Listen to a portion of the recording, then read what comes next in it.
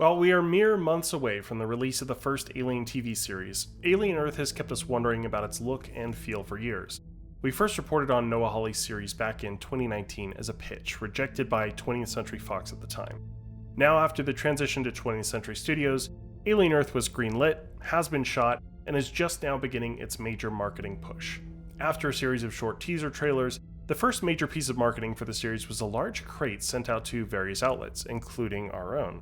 This case was apparently sent to us by the Prodigy Corporation to examine several items that had been recovered from a Weyland-Yutani spaceship wreckage site. This wreckage site would be teased within the case itself. I was hyped when I first heard that Alien Earth would have an interactive experience at South by Southwest in Austin, Texas. Those of you who follow our reporting may have read my piece on our recent visit to Servios, which had an incredible themed space. I noticed the term activation in this announcement, which I was unfamiliar with in this context. I found a definition upon searching. An event activation is a location-based experience produced by a brand with the purpose of creating memorable in-person connections with its target audience. Also called brand activations, these events are often part of an experimental marketing campaign designed to achieve specific business goals. Whatever this wreckage site would be, I knew I had to go check it out, so I booked my flight out to Austin and traveled there to see what FX had in store. Once I arrived downtown at the Austin Convention Center to retrieve my credentials, I immediately noticed one of the nearby buildings had an enormous Alien Earth banner sporting the key art from the series. I walked over via Skybridge to get a better look and then see it up close.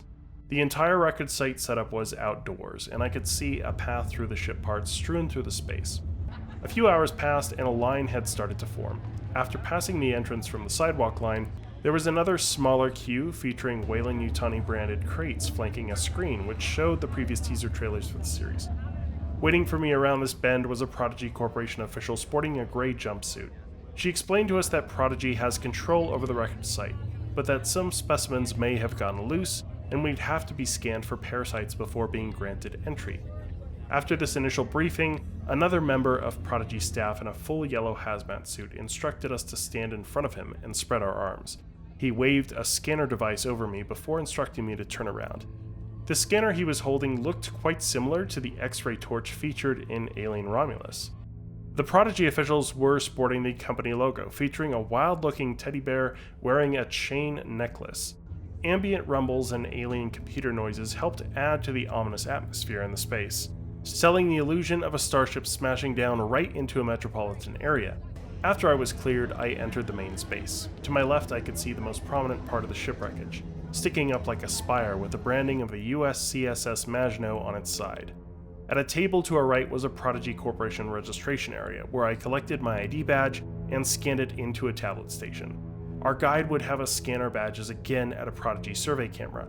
One of our badges would grant clearance, and a monitor among the rubble would play a message from Weyland-Yutani.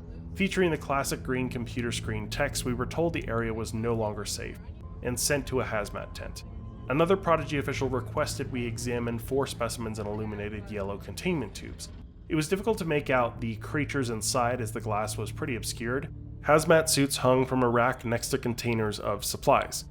A screen was displaying an animated Prodigy Corporation logo with the motto, "We protect your future."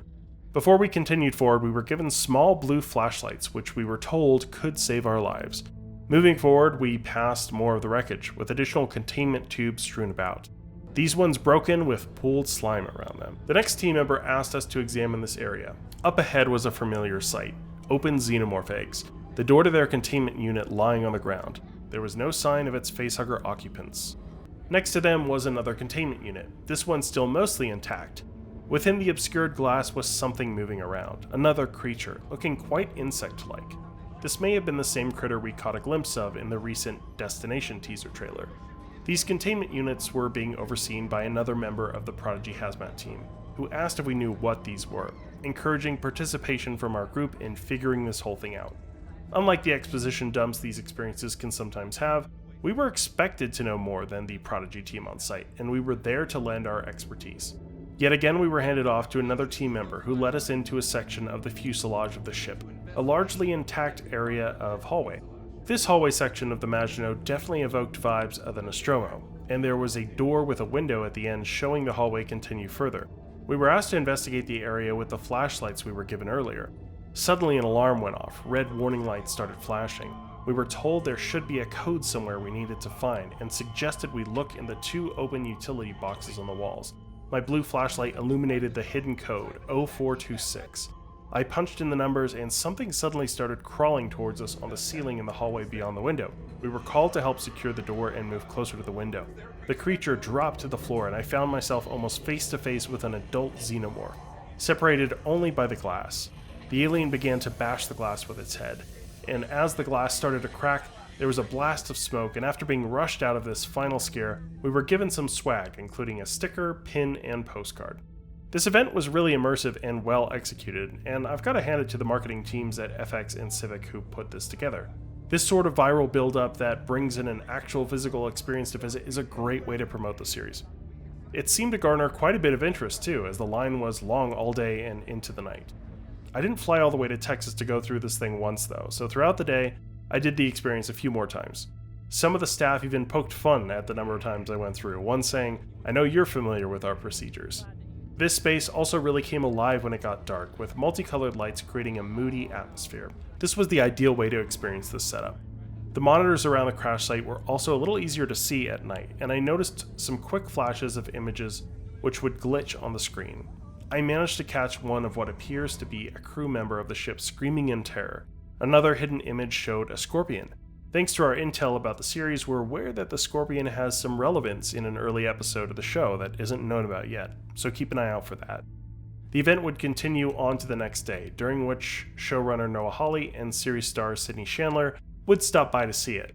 We're aware of 2 more on-site events coming to promote Alien Earth. The first has been announced as happening in Las Vegas, Nevada on May 16th and 17th. We're unsure if they'll be a total repeat of what I saw here or have unique new elements to them. Only time will tell on that, but for now, I'm glad to have made it out of the infested crash site in one piece. For AvP Galaxy, this is Ridgetop, signing off.